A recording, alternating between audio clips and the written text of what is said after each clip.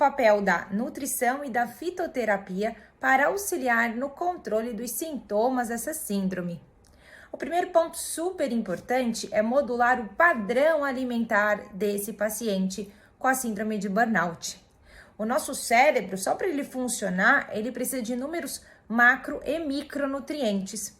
Então, eu preciso de uma base alimentar adequada, de um padrão alimentar saudável, para dar o suporte para esse meu cérebro tentar combater esse estresse que está chegando. E aí, de todos os padrões alimentares que a gente tem estudos, né? Os padrões alimentares que mais mostram benefícios pensando em cérebro são uma dieta estilo mediterrânea, ou a dieta estilo DASH, ou o Mind Diet. Cada uma delas tem suas peculiaridades, mas o mais importante é entender que a base alimentar desses padrões são o quê? Uma dieta rica em frutas, verduras, grãos integrais e pobre em açúcar, gordura saturada, gordura trans e alimentos industrializados e ultraprocessados. Então, o primeiro ponto é melhorar essa base alimentar. E aí, quanto mais polifenol a gente colocar nessa base alimentar, melhor. Inúmeros estudos mostram dos benefícios desses polifenóis, desses alimentos. Então, quanto mais diversificada for essa alimentação, optando aí por alimentos nossa biodiversidade e dando todo o aporte de macro e micronutrientes, melhor. Algumas vitaminas e minerais que são importantes pensando nessa modulação de estresse são vitaminas do complexo B, vitamina C, zinco, magnésio, o próprio ácidos graxos do tipo ômega 3. Então, eu preciso primeiro dar esse aporte de macro e micronutrientes. Depois, eu posso pensar em aliar essa conduta com a fitoterapia. Dos fitoterápicos, a primeira classe de fitoterápicos interessantes para modular sintomas da síndrome de burnout são os adaptógenos, que modulam o estresse. Então, esses adaptógenos, eles vão agir justamente neste eixo hipotálamo-hipófise adrenal, que é o primeiro eixo que está alterado quando a gente tem algum tipo de estresse. Desses adaptógenos, os 5 que eu mais utilizo no meu consultório são a Withannia somenifera, Panax ginseng, Rhodiola rosea, Eleuterococcus senticosus e Bacopa monnieri. E aí, a depender do perfil do paciente, eu começo optando por um ou por outro fitoterápico.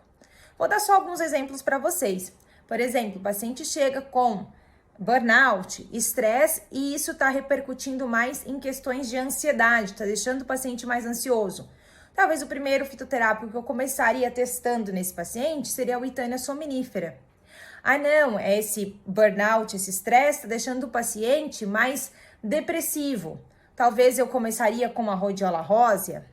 Ou não, esse estresse está deixando o paciente mais cansado, mais fadigado. Talvez eu iniciaria o tratamento com o Panax ginseng.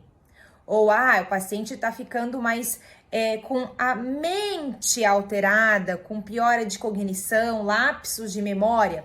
Talvez eu iria para uma Bacopa monnieri. Ou não, o paciente está estressado, está com burnout, mas ele também treina, está com dificuldade nesse treino. Talvez eu iria por um Eleuterococcus senticosus. Isso são só algumas dicas, não necessariamente é obrigado você seguir isso que eu acabei de falar. E é bem importante a gente mencionar também que cada paciente responde de um jeito diferente. Então, tem paciente que não vai responder bem a Rhodiola rosea, tem outros que não vão se sentir tão bem com o Panax ginseng e vão melhorar mais com a Withannia somenifera. Então, quando a gente pensa em fitoterápico, a gente precisa muito avaliar como cada paciente vai responder a um determinado fitoterápico. Além desses clássicos adaptógenos, a gente pode pensar no sintoma de burnout que o paciente está expressando e pensar em alguns fitoterápicos para agir diretamente nos sintomas. Por exemplo, o paciente está estressado, está com burnout, isso está deixando ele muito ansioso.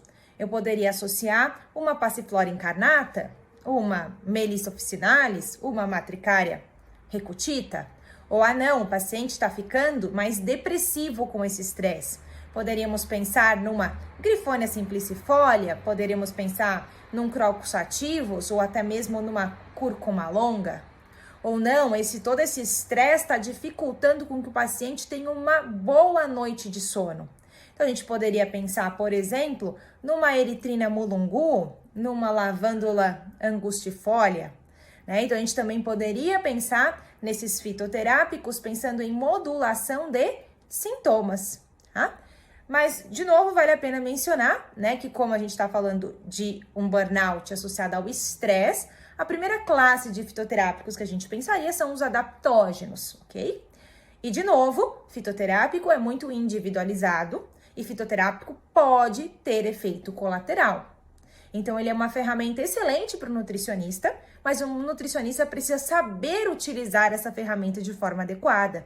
Então, se você tem interesse nisso, se você gosta dessa área, procura cursos de fitoterapia, uma pós em fitoterapia, que com certeza vai te ajudar nessa conduta clínica. Eu espero ter trazido um pouco de conhecimento nesse vídeo para vocês e até uma próxima!